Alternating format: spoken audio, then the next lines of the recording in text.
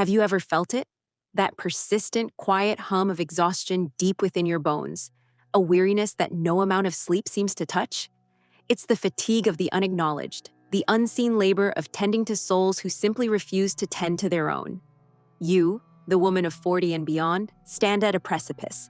You've accumulated wisdom, resilience, a profound understanding of the world, yet you might still find yourself caught in the age-old trap of trying to save those who are perfectly content in their own self-imposed prisons.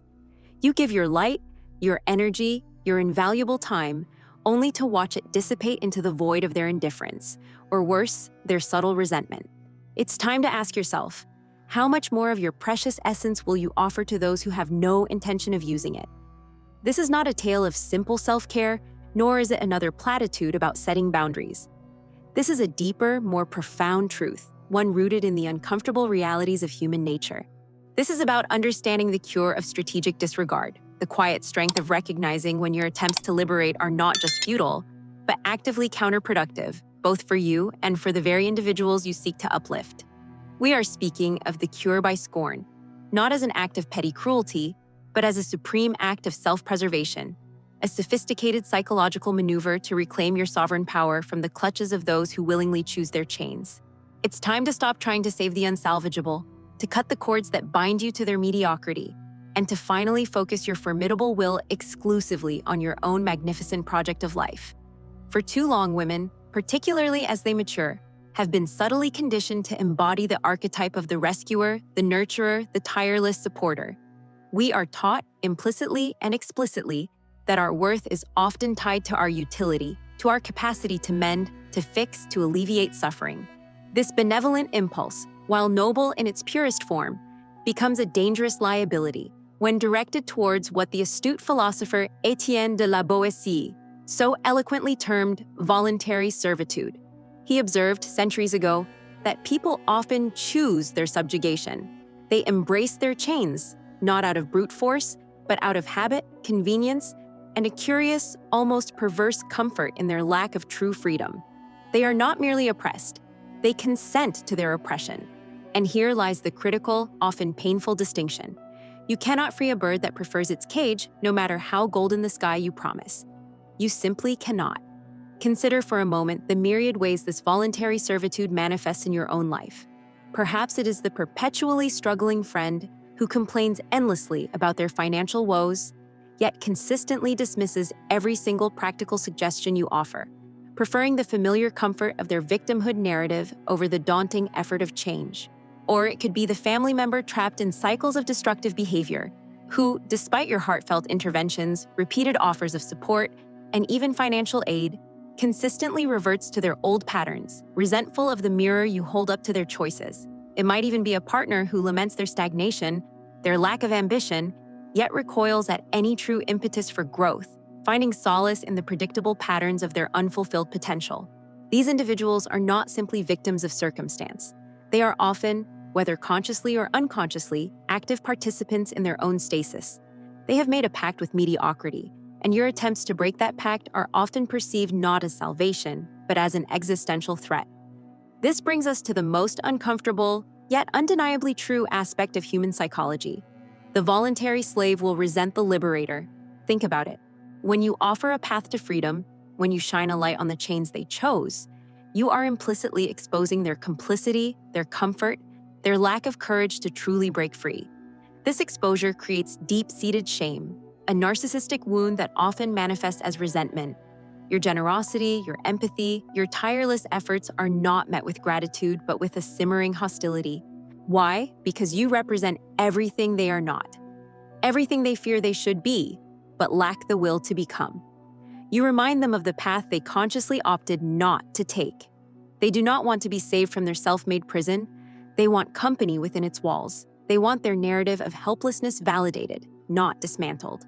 And by attempting to save them, you unwittingly disrupt this delicate, albeit destructive, psychological equilibrium. This dynamic explains why so many women of power, intellect, and compassion find themselves utterly depleted, their reserves of generosity utterly exhausted. You've poured your most precious resource, your energy, your time, your emotional bandwidth, into vessels that not only refuse to hold it, but actively leak it away. Imagine yourself as a wellspring of life-giving water. You offer your pure, vital essence, drop by precious drop to parched earth. But what if that earth is not parched by drought, but by its own refusal to absorb, its own chosen barrenness? What if, worse, it actively poisons the water you provide, transforming your virtue into a toxic mire? This is not just draining. It is an assault on your very essence, a theft of your most irreplaceable assets. Your time, dear woman, especially at this stage of your magnificent life, is a non-renewable currency, more precious than any diamond.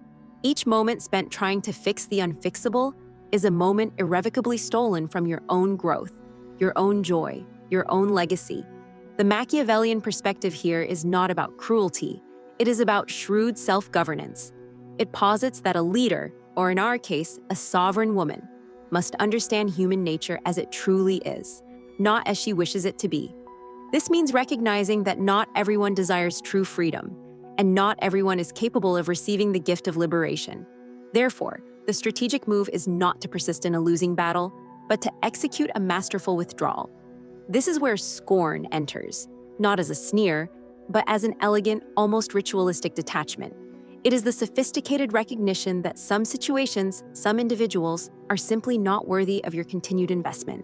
It is the realization that your energy, like a queen's treasury, must be guarded fiercely and deployed only where it can yield true returns. To practice this strategic disregard is to understand the power of silence, the elegance of absence. When you cease to offer solutions, when you stop providing emotional labor, when you withdraw your unsolicited advice, you are not being unkind. You are simply allowing others to finally confront the natural consequences of their own choices.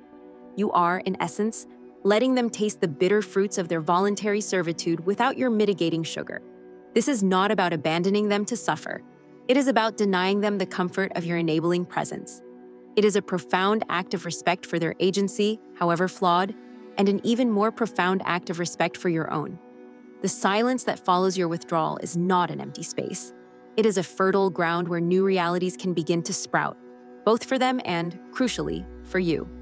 Imagine the archetype of the exiled queen. She does not weep for a kingdom that spurned her wisdom or refused her leadership. She does not lower herself to beg for recognition or to plead for her rightful place. Instead, she turns her gaze inward, cultivating her own inner sovereignty. She understands that true power is not granted, it is claimed.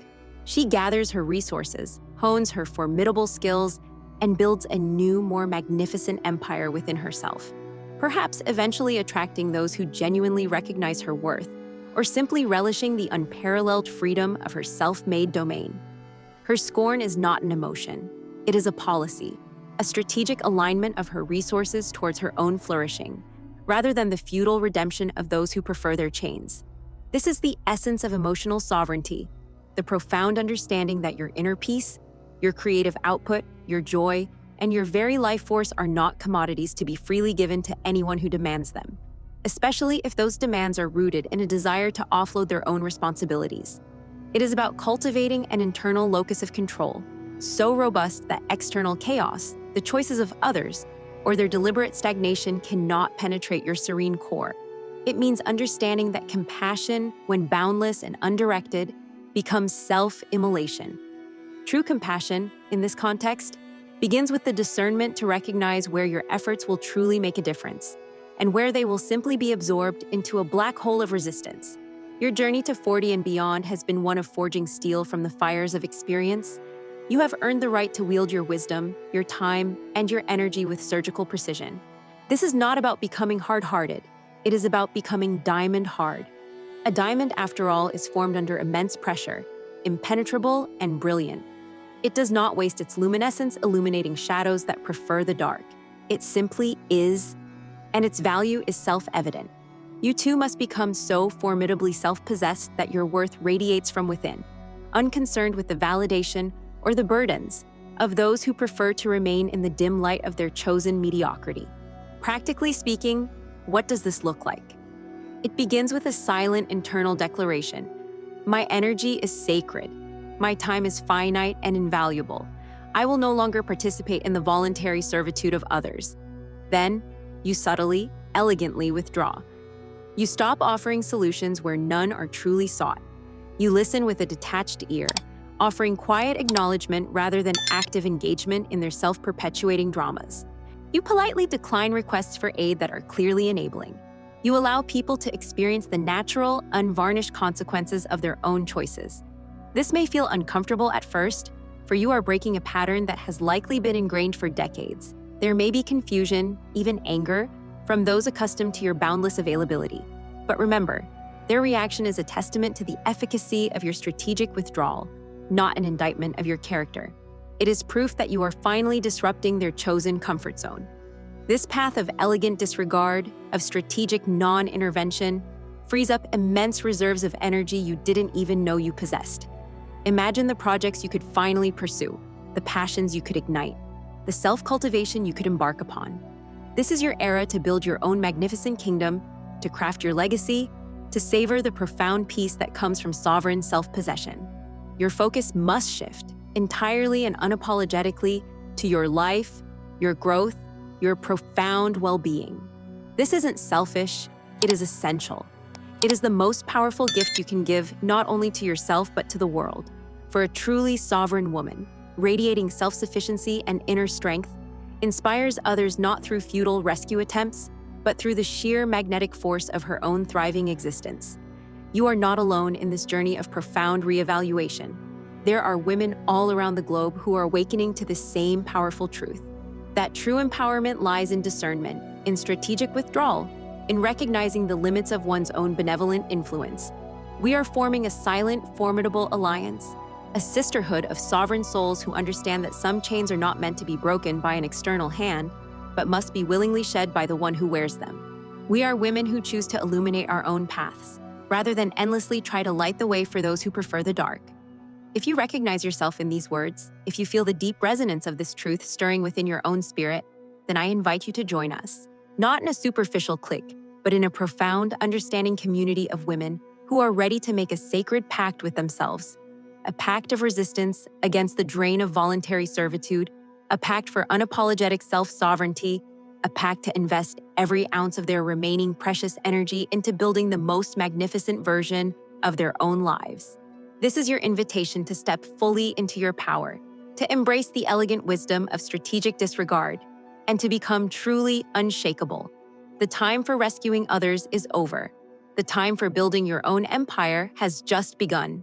Welcome to the dominion of the sovereign self.